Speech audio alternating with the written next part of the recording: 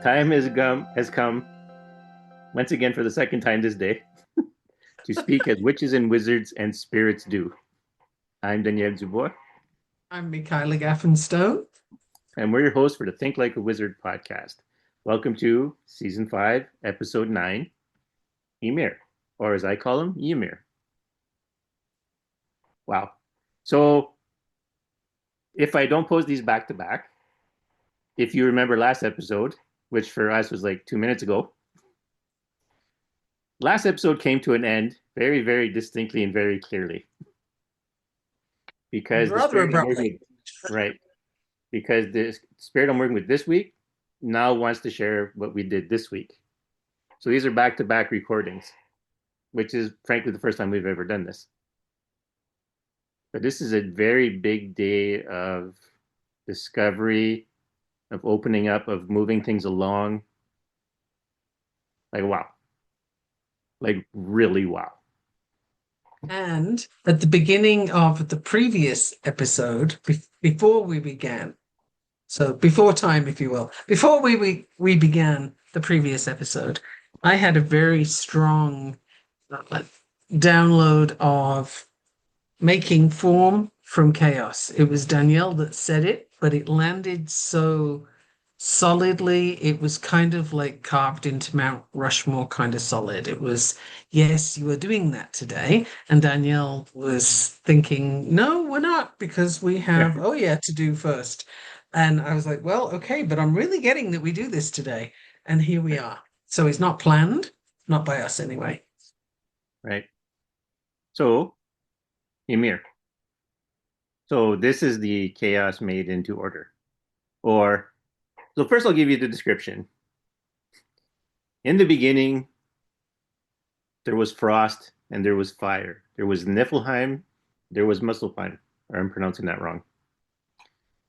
In the two closest parts, where the frost is the coldest and where the fire is the hottest, a creature was born. Body made of frost, heart made of fire. This was Ymir, first being in existence. At some point, this is where the story gets really, really convoluted. Either a cow licked them out, either his legs had sex with themselves.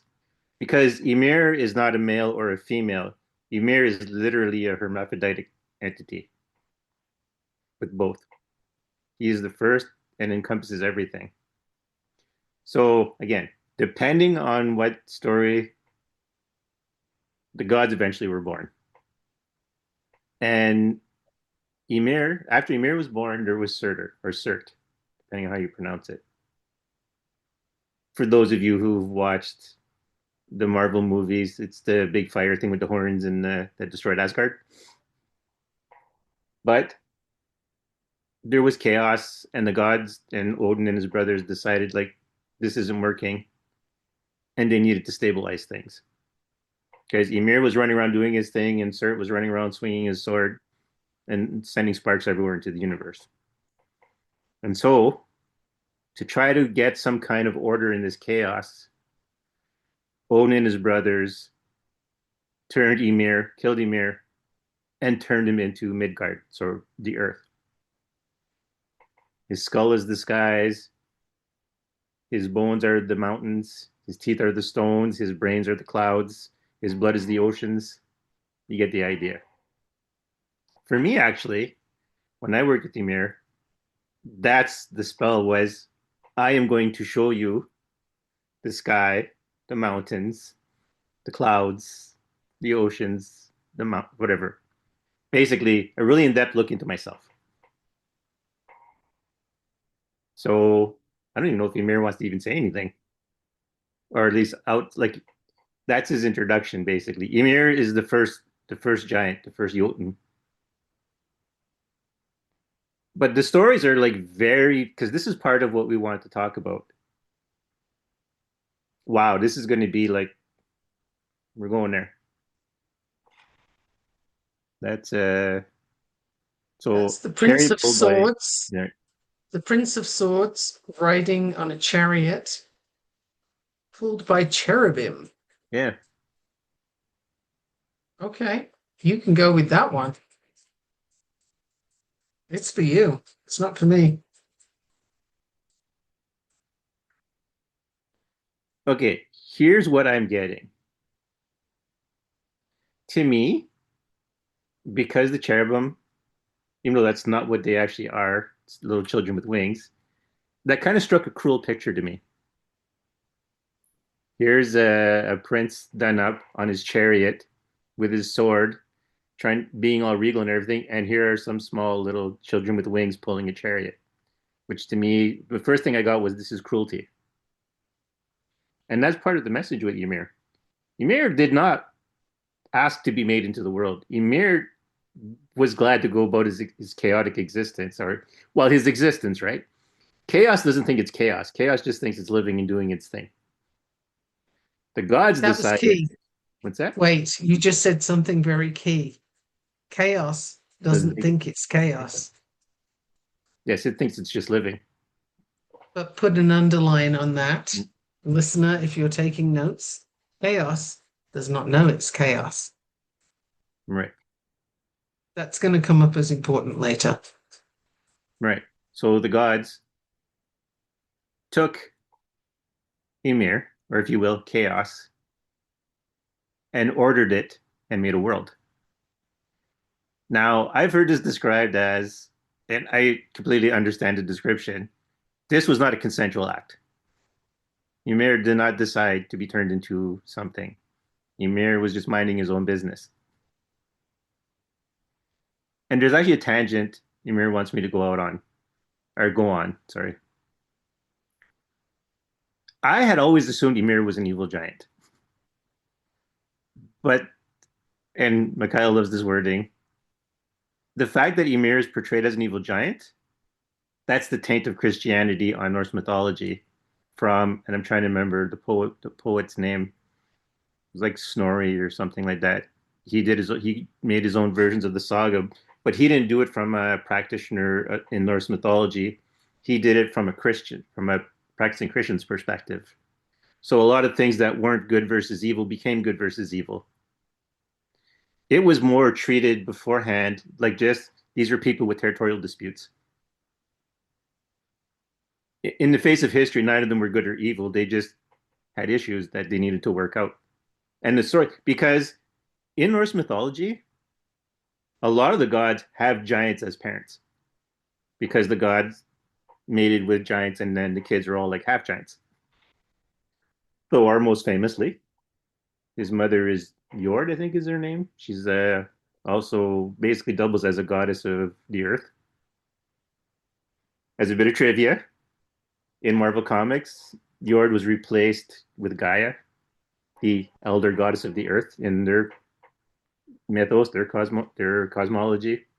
But anyway, the point being is that the giants intermingled with the gods a lot, or the Jotun, for those who like the mythology. So what you have is a lot of people who are just intermingling, but they had disputes.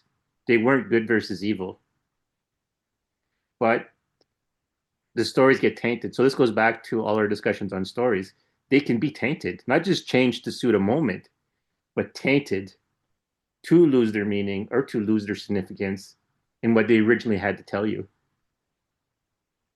And Ymir is the symbol for that. Ymir is the symbol of I was something and then it got changed and tainted. You can argue whether, like, because of how the cosmology works, humankind or the gods came from it, animals came from it. But the point is, this was a change that happened that wasn't asked for. What does that mean to this podcast? It means that the primordial magic, which Ymir represents in this case, in the metaphor, didn't ask to be changed. It got changed because it also had the taint of culture and people trying to control things and people not understanding, so trying to wither it or try to bring it down to something they understood. But these things happened as people got removed from that primordial chaos, which wasn't chaos. It was just life.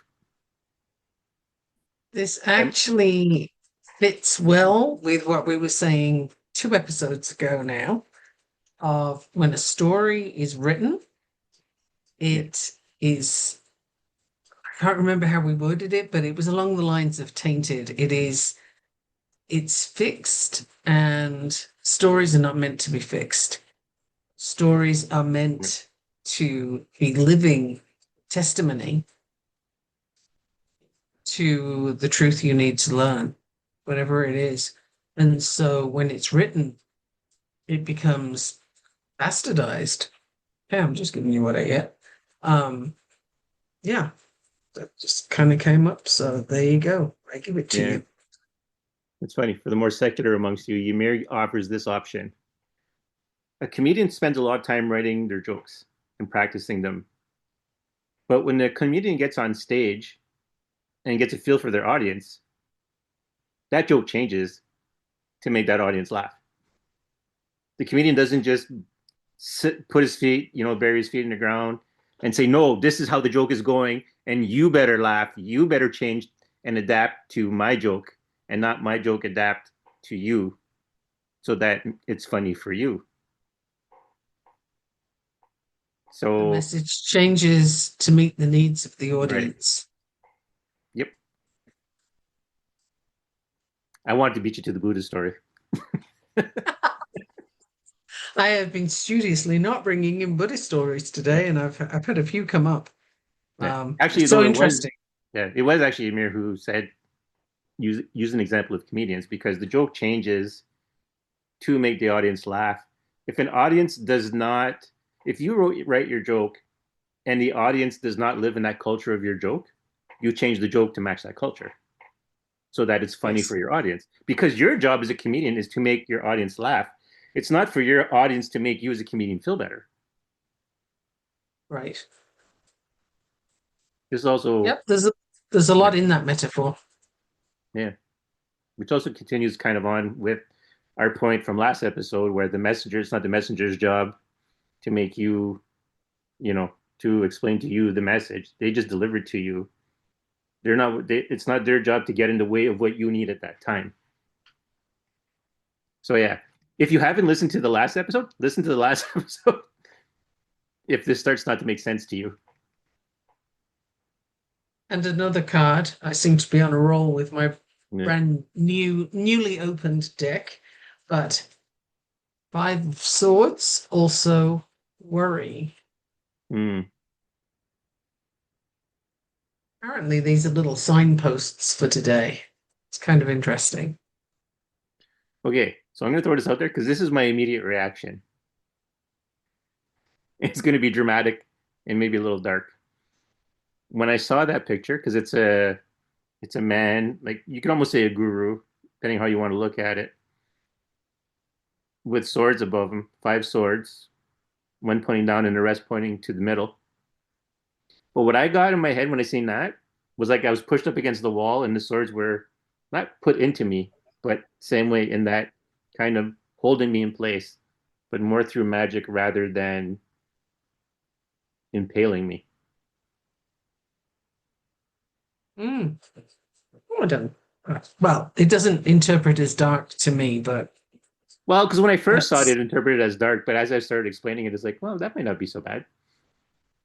uh Because the image see, had that's completely revealed itself. It was just me up against the wall and the swords coming, and I'm like, oof, this could be pretty dark. But then as that's I started talking about it, it's like, oh no, that's not what happens.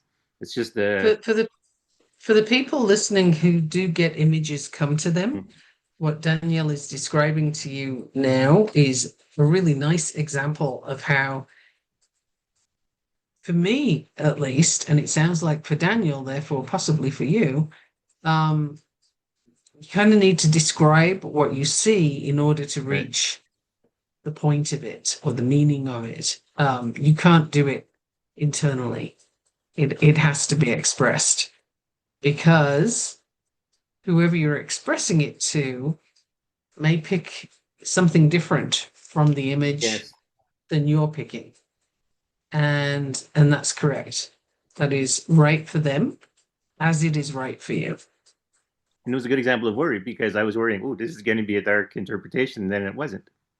Boom. Yeah. There you So, go. but this, yeah, that is another thing to really take into consideration. And if I haven't spoken about this on the podcast before, this ties in very nicely with Project Stargate. Project Stargate was the CIA's attempt to make remote viewers. And the main lesson they learned, because I think the people who started Project Stargate, like the actual people doing the project, offer courses on remote viewing. But one of the things they learned was when they say, okay, because they had a picture in an envelope, and then the people who were trying to remotely view things had to describe what was in the envelope. And one famous example is that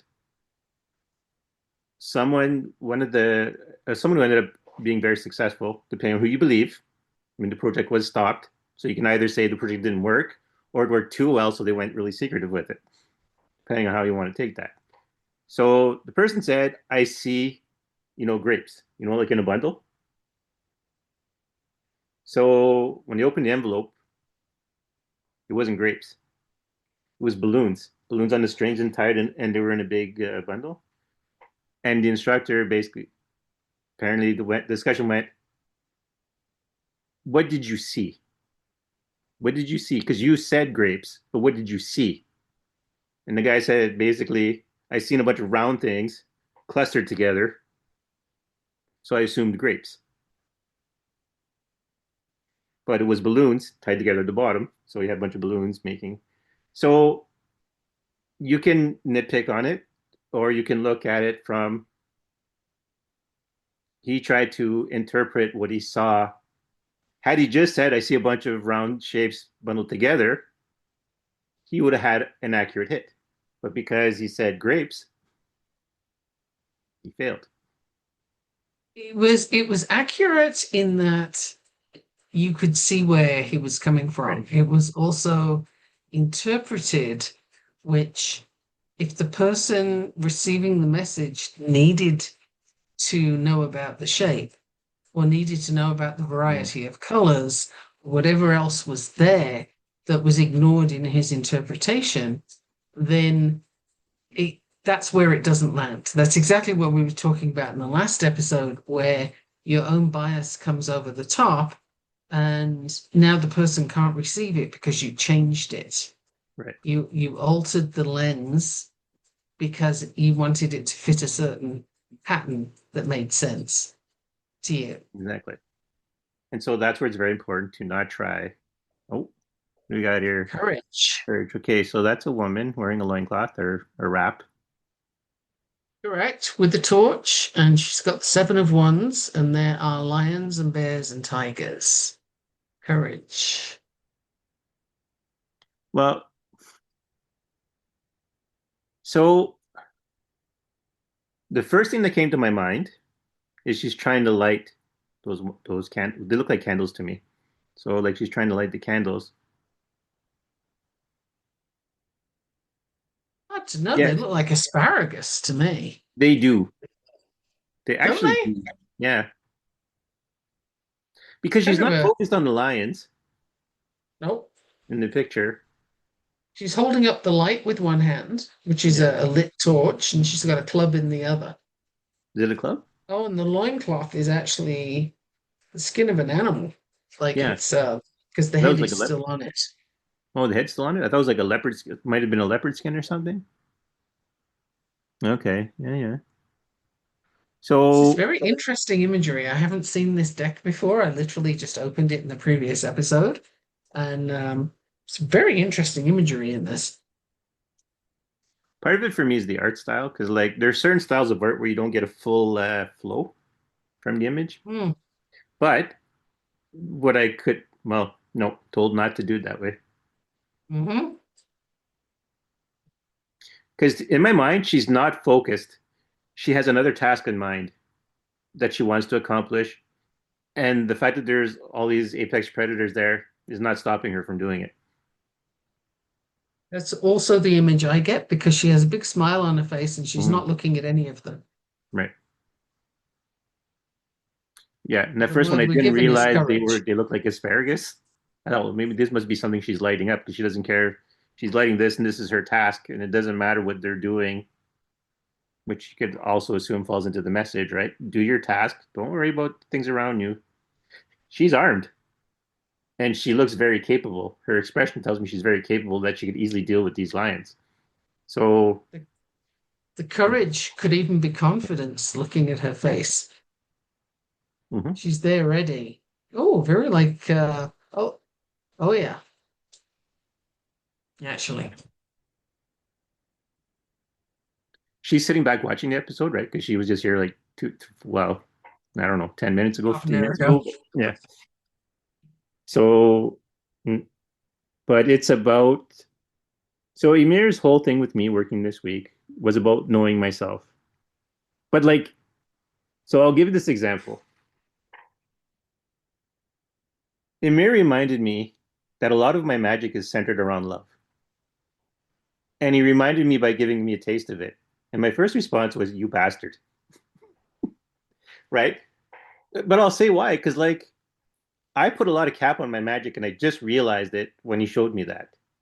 Like, I will do things because of having a trickster teacher and not fully understanding how magic worked and how my own magic worked.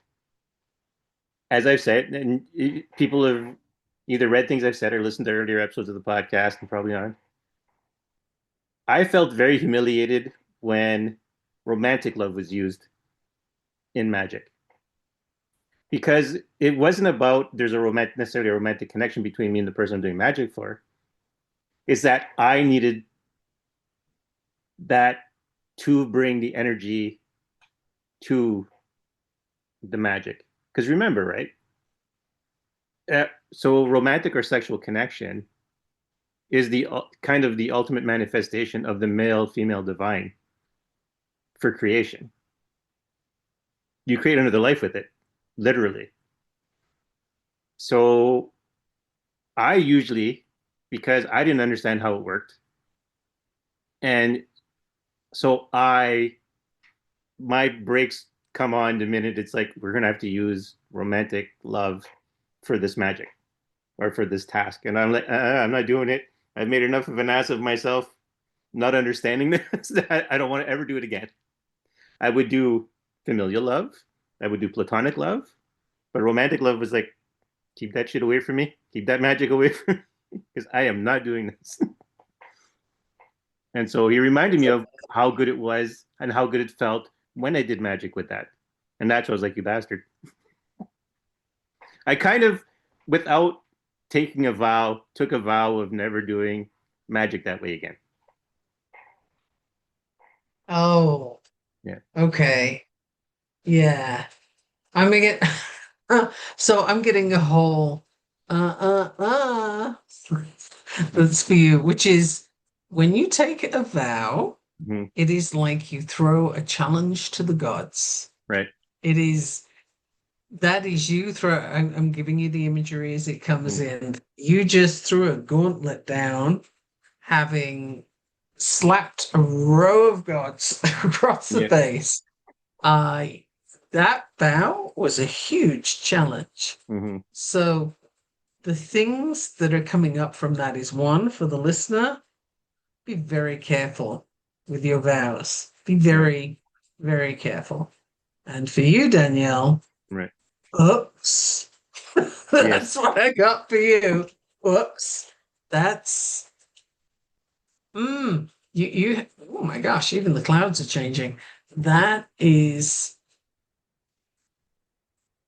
yeah. You've got a path there and it's Yeah. and you kind of have to go that way. I don't know what that's going to look like for you, but yeah. Yeah. Well, I mean, If the listener could see the facial expressions I'm putting out Yeah. here, it's like, oh, that's whoops. That was a big whoops. To share a secret that's not really a secret, I did a spell yesterday, and it's pretty much this is getting set in motion. You're using that kind of magic again. Aha. Now for the listener, I did not know that. No, I and I was wasn't I going to was tell anybody. uh-huh. Again, with the whole Well, vow that wasn't a vow, but was a vow thing. And I had kind of went, you yeah, know what? Screw it. no pun intended. Yeah. Um Or screw it. I don't know. oh, that's too funny. But it's a I powerful mean, energy. it's yeah, absolutely. Funnily enough, in Buddhism, Yeah. I get to bring it up.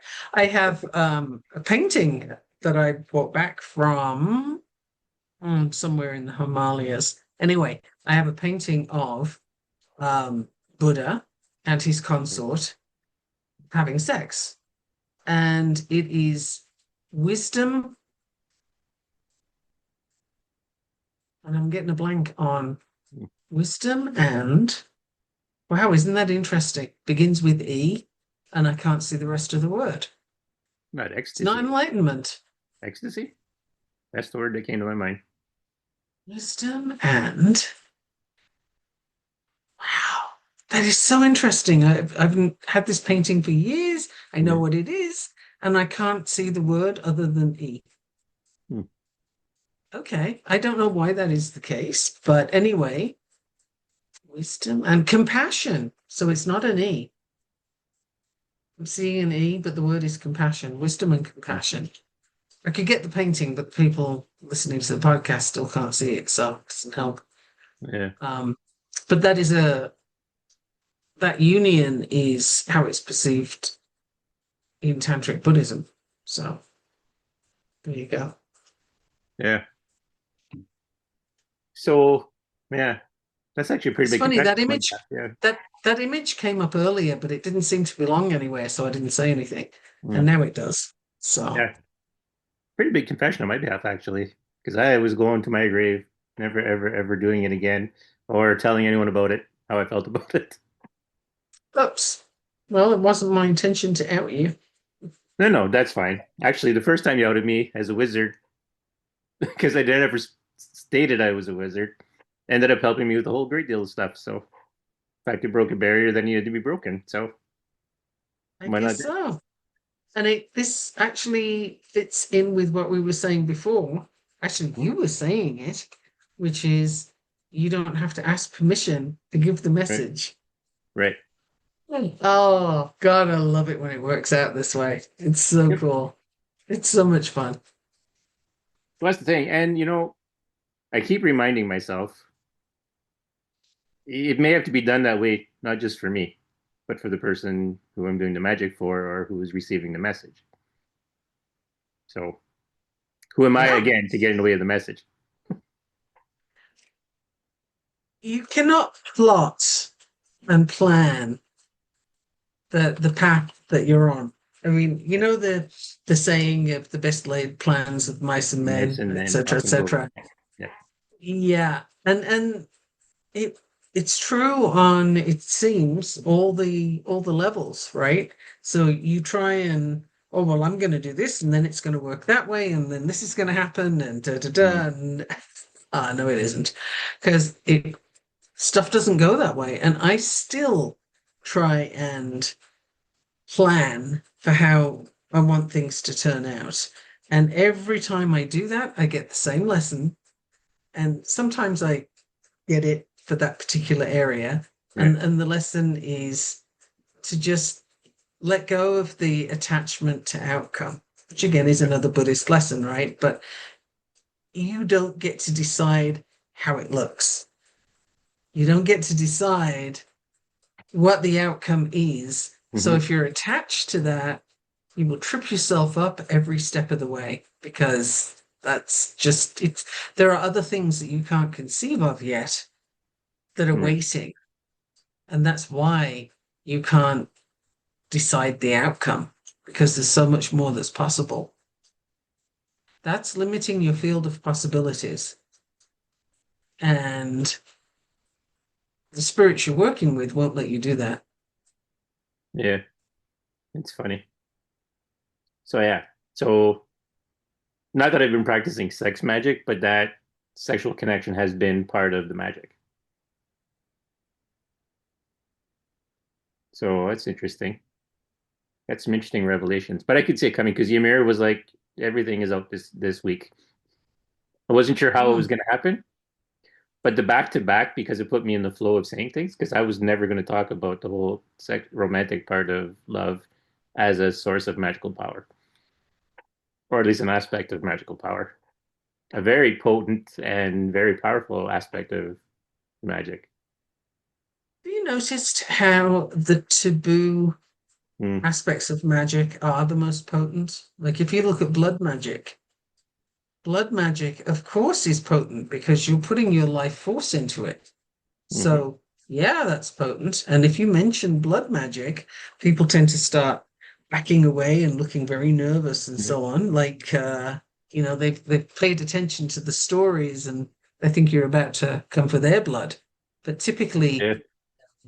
unless you have a game plan that's honestly going to bite you in the ass, unless you've got a very dark game plan with ill intent, typically the blood you use is your own for blood magic. But Right. people are very leery of it. Yeah, the whole thing with sacrifices and stuff, that's like Disney stories and what Yeah. have you. It's not a requirement. Typically the sacrifice, ooh, big download. Typically the sacrifice you make in magic is you. It's hmm your own. So that's that's key for you to remember right now for hmm some reason. And it's key. It just unlocked a whole bunch for somebody listening too. That don't be afraid. It's not, you're not going after bunny rabbits. It's your blood, and it doesn't have to be a lot.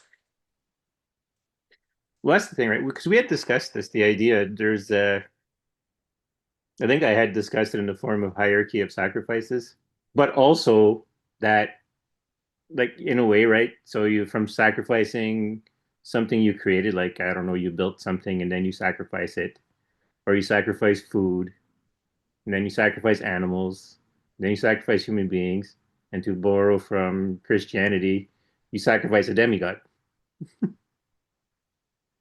Ah, the So in step you some ways, you missed don't, is yeah, sacrificing something from yourself. right.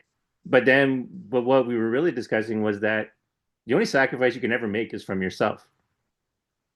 Someone can sacrifice on your behalf if they're willing to, but you can't force a sacrifice from someone else. And any entity that takes a sacrifice of someone else is probably not an entity you want to work with because you're the one Oh, sacrificing.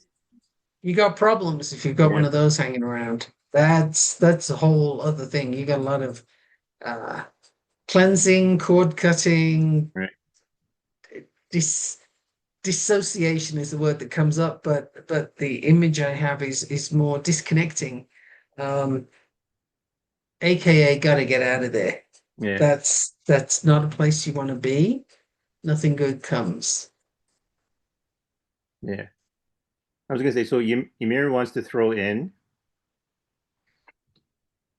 working with him is about knowing the sky, the ocean, the bones, or sorry, the mountains, the rocks, the clouds, and Ymir will show them to you because Ymir knows the world because Ymir is the world. And so when you practice with Ymir, just like I did this week, he showed me my sky, my clouds, my ocean, my mountains, and he went deep. So if you're going to work with Ymir, don't look at him as a Yotan. Don't look at him as a creature of chaos. Don't look at him in those ways. Look at him as the entity who's going to show you you. As he knows the world, you're going to know your world.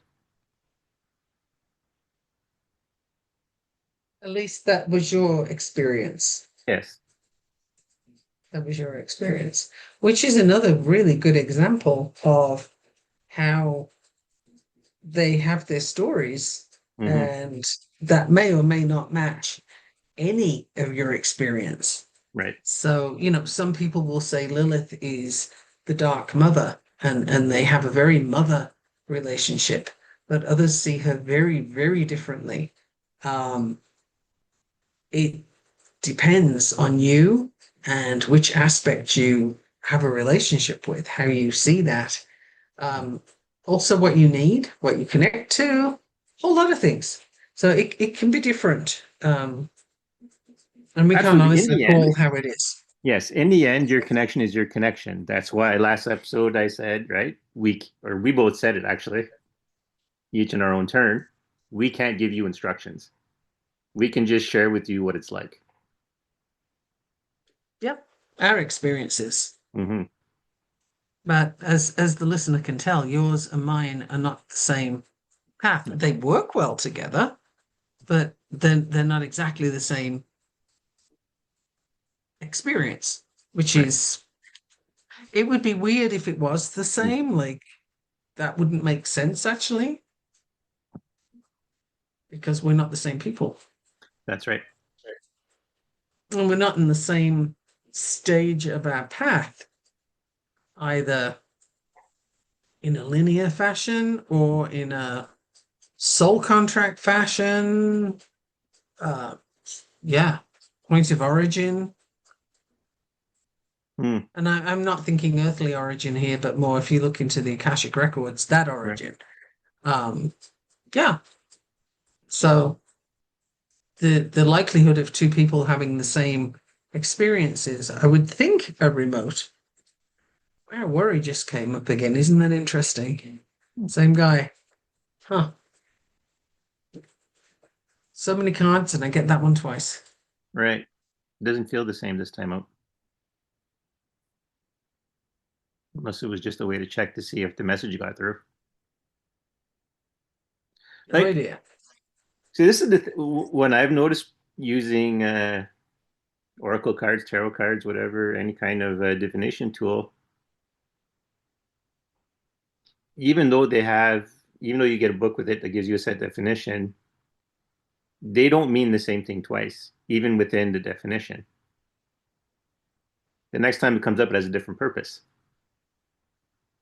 I mean, which you could say, duh, of course, but like it really doesn't because this does not feel the same way.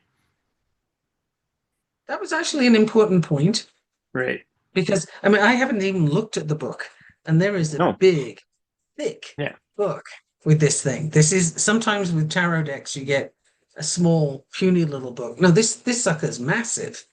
It's I don't even know how many pages because I didn't open it yet.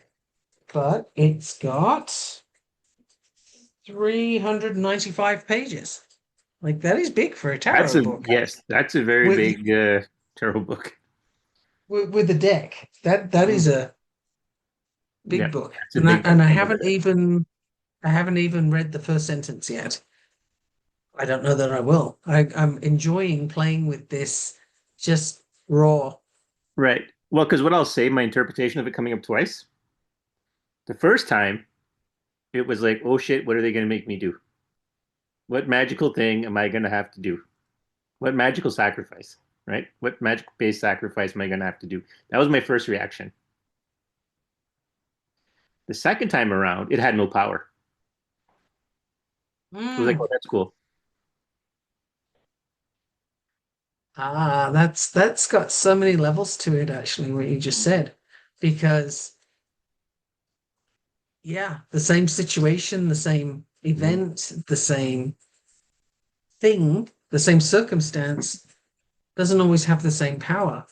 And it can be different across people as well as for the one person, circumstances, time, all sorts of things change how that shows up. For Yeah, some it's reason, the that's really key to remember. well, because it's something I've noticed doing using tarot cards actually. Was I'd pull a card and I'm like, I get what the definition is, but that's not what role it's playing in this. It wants me to take those ideas, but not for the purposes I think they're for. Let me guess. What? Look who showed up. Yeah, yeah. The card is Oh, death, but and that works on a oh few yeah. levels. If you remember last episode, it works on a few levels here. Uh-huh. That can both indicate change and the kind of change, or what the change to. Because last episode we had Oya, and Oya is the guardian of those liminal places like life and death, going from one life to the next. So the card can have two meanings. One, you're changing, and this is what you're changing into. This one intrigues me now. I do want to know what they've got, if I can find it. So just keep talking amongst yourself for Right. a minute. So what I wanted to point out to the listeners, because you're probably already starting to notice this, is that Oya and Ymir teamed up today. And so it's not so much about talking about them as they are the ones running the episode and participating and throwing up ideas. And you can learn from them or about them, I guess, through that, if you want, which is me still adding stuff to it. But yeah, what? This is exciting. So I've okay, so for the listener, this is the first time I've looked at the book for the card. The card, Death, is number 13, which Right. happens to be my very favorite number, and it's the number of members in the coven I'm in, which is Oh, kind of cool. Yeah. And the thing I read first is there is nothing in this world that a warrior cannot explain. A warrior sees himself as already dead, you see. Alas, he has nothing to lose. The worst has already happened, so therefore he is calm and centered. If you were to judge from his words and deeds, you would never fathom that he has witnessed it all. Keywords are death, point of no return, completion, letting go, change, transformation. mm, There's a lot more in here, but I mean, that is that's pretty cool right there. yes. Very Bushido. Go into battle expecting to die and do what you need to do, and that's how you'll find victory because you won't be worried about being killed. You'll just be focused on your task. So yes, the whole warrior already being dead. Mhm. And also, we were talking earlier, was it before the podcast? I can't remember now. I think it was, but we were talking earlier today about how um, for both of us in different ways lately, Yeah, everything is yeah. is going to hell in a handbasket. Like it's all going sideways. Mhm. Everything's breaking down. Nothing's working the way it should. And the human aspect says, I cannot catch a break. Right, But when you look into the mystical side of things, it's like, okay, everything is being torn apart. Literally, right, I have an image of fabric being pulled apart. Maybe it's fabric of the universe, maybe it's just fabric, but it's fabric. And it's everything's just being shredded. And the message is you can't use that anymore. It's done, it's gone. You right, have to reach a point where you understand that is not an option and now you got to do it differently. Are you ready yet? right. No, it's very And that true. was before we did the previous episode. We were having that conversation. Yeah, it's very apropos. Like, because, like I said, my work with Ymir this week is to just dig deep and go, this is what you do. This is you. This is all the stuff you put aside. Hence the declaration of the I had was going to take to my grave. I never want to do romantic love magic again, or do it in any way, shape, or form. Acknowledge its existence, and that's the first thing you hit me with. Remember when your magic was like this? Remember how good this felt? And Hmm. like I said earlier, I said, you bastard. Right? Because I remember how That good was it that felt. vow. I remember how good That it that felt. And that's why I was like, you bastard. Because I gave up this and I said I was never doing this again, but it feels so good. Just like for your soul, it feels so good, you know? that vow you made Mm, literally put out a call. It sent a vibration right, across all the deities that you slapped with your gauntlet yeah, and said, "Hey, I'm challenging you." yeah. That was awfully brave. Mm. Oh, maybe that's why courage came up earlier, but that was awfully brave of you to do. Yeah. You know, Vows are not light things. yeah, Words have power. That's why we call them spells. mm, And yeah, vows are some of the most powerful. yeah. I think in some ways Baba Yaga's flirtiness was kind of foreshadowing, laughing to herself and going, "Oh, you do not know what's coming, and you did it Could to be. yourself." You're going to have people knocking on your door soon saying, Danielle, tell me what's going on. Yeah. Yes. Yeah. Well, I'm getting at that point where I just want to say, fuck it. This is how it works. This is who I am. This is how it is. Well, that's pretty much what I just said with the whole tearing everything down Yeah. until you reach the point where what you've been doing and hanging on to and the if you will, the clothes you've been wearing just Hmm. got torn, all the fabric, and that's not available anymore. Right. And that has been happening in different levels for me. This actually for quite a while, but particularly this last week has just been. I've been trying so hard to make certain things work, and there is no avenue to make them work. It's not going to happen, Mhm. and I've got nothing to do with the outcome, and I just have to let it go. Now, here's the thing for the listener, that is a lot easier said than done because even though I have an awareness and I've reached this point where it's like, okay, I cannot alter this trajectory, I cannot make this work. I am now at the point where I accept that. I got it, but I haven't done the bungee jump yet. Like I'm still looking at it and saying, yeah, but letting go is a very big move, and it's it's not easy from a human perspective to do. Right. So, I'm here you go. I've got it in real time. Um, just because we've been playing in this sandbox for some time doesn't mean it's easy per se. It's familiar. It's not Yes. easy. Yeah, it's funny when you say that familiar. Few times during the year, this year, I think I got kind of poked and prodded of, remember what the magic was like? Because there's a few times where things happened and I went, oh, this is the stuff. This is what it feels like. This is you know, and then it was like, but I'm not doing it. But I'm not doing it. I sense it. It feels good. I like it. It's that old comforting thing, but I'm not doing it. Hmm. Which is weird for me to describe it as comforting, seeing how much I hate it. But in the moment, when the magic is happening, it's a really good feeling.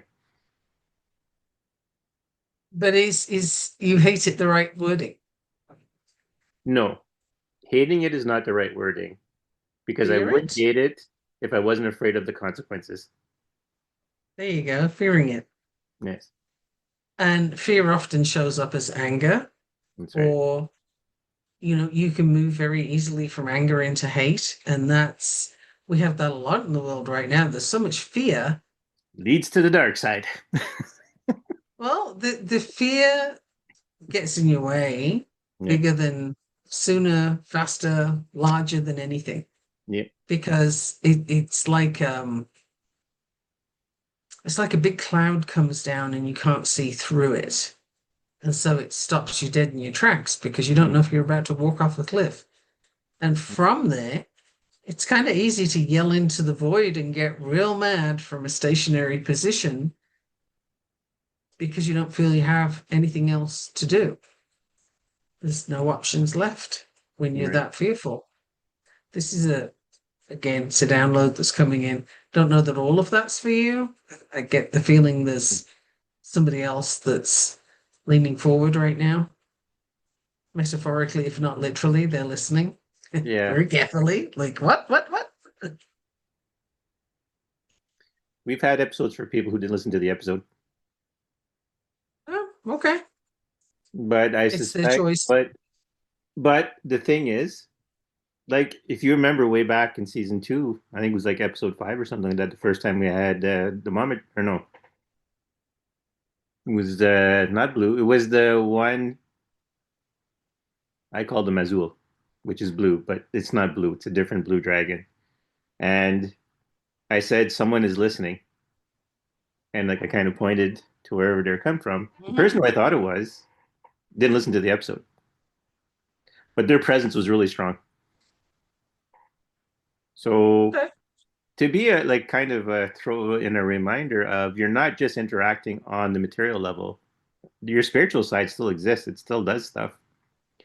It's trying to do everything in line with this life, you know.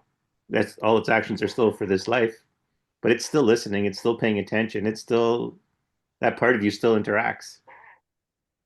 So whether people are actually listening to the episode like in the material sense or not, they're still listening to the episode. Yeah.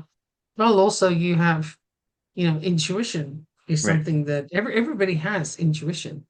Not everybody listens to it. And much, well, I was going to start saying what it depends on, but it Mm, doesn't matter. right. That was just like, yeah, seriously, it's not an issue. It's just the fact that some people pay attention to their intuition and others do not. It's not that you can or can't, it's that you do or you don't, Right. which There is is no not try. the same thing. I'm going to try sliding one Mhm. more Yoda thing at some point. Right? There is no try, there is only do or do Do not. or do not. There is no try. It's the same thing. Fear leads to anger. Anger leads to hate. Hate leads to the dark side. Yeah, well, mhm. So I don't know if another one will show up, but whatever. But yeah, so we are really like this is the time of, well, yeah, because so the first episode comes out this week, and then the next one comes out next week, and then it's September, basically. So these Wow. episodes are basically okay. It's done. This is it. No more fooling around. You've Yeah. opened the doors. Now you got to walk through it. You got soul Walk, contracts to fall down the trap fulfill. You door. got places to be. Places to be, things to do, things to undo. Yes, yes, that's a very good one. Hmm. Things I'm to just saying undo. what comes in. Well, that's what we're doing. Like, I'm glad you said Mhm. it because I say we, there's others. I don't know who else is doing this, but we're not the only ones. And we're bringing a renaissance, which means you're undoing to Mhm. give space to that thing again. And it's, yeah, you're bringing it back. The point is, things that need to come back are coming back. And we need to be prepared for it. And so the lucky some, not the lucky few, the lucky some, because I don't know what number it is, get to taste it first. And then they stand there and act as guides. Yeah, I was just seeing if there was other kind of wording for that. But there isn't. It's guides. It's your guiding. That's it. You're not telling people what to do. You're just pointing out paths. What I have right now is not so much downloads as storm clouds are once again rolling in, which is fascinating for me to watch. I mean, I love a good storm, but they're just, as we talk, ooh, Mm, both windows, they're just getting darker and fluffier, and it's like, oh, this is interesting. I live in the mountains for mm, people that aren't aware. So when you have a storm in the mountains, has a little echo to it, and mm. it's quite a magnificent show, I would say. I enjoy a good storm.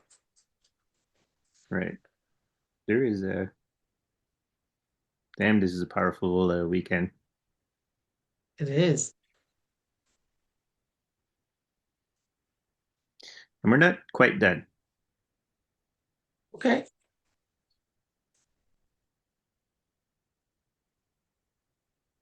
There is a flow here I don't understand yet.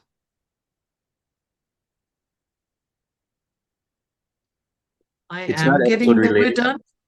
I am getting that we're done, but Okay. I mean, it's your podcast. You know what? No, but that's interesting, and that's why we're not exactly done because it's to point something out. there is a flow, and a flow is expecting to happen at some point, happening now. So I'm not picking up anything about continuing, but because my senses are also preoccupied with something else. Mm.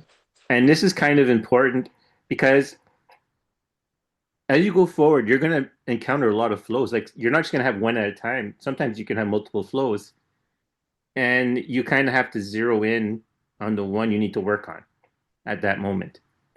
There might be three with a high degree of importance, and then you're kind of getting confused as to which one to follow. And that's kind of why, because you'll see me like when the episode really needs to end. I know in my head it needs to end, but there's something that's not quite saying end happening. And I, So you have the different streams that are important. The question is which one is urgent? right. That's a good way. Yes. It's which one is urgent at that moment. Because they're all important, but which one is urgently need to be done or to follow at that particular moment. So I think that's why I couldn't bring myself to say, yes, this episode is done, even though I recognized it's out of gas. There's no flow anymore. But it's to bring that up because really, again, I can't say this enough. When this episode airs and you hear it, the following week is you're doing. You've prepared, now you're doing. Now you're receiving, now you're going out. Well, going out in the world's up to you. However, that rings to you. That's what I really mean to say. However, what next steps are yours? I gave go out into the world as a blanket, but it's whatever you need next, whatever you need to do with what you receive. I think we can expect more storms coming. Yes. Oh, absolutely. And you know what? Now I have the yes, it's done. All right. So that was the Ymir episode, or what did you want to call it? I wrote it down. Making form from chaos. I'm gonna write that They down. were actually your words, but it landed very solidly. Making form from chaos, because that is what we're here to do right now. That is what we have to do right now, and that is the Play-Doh you're working with is chaos. Like Mm, that is what we're working with. Um, look no further. yeah. All right.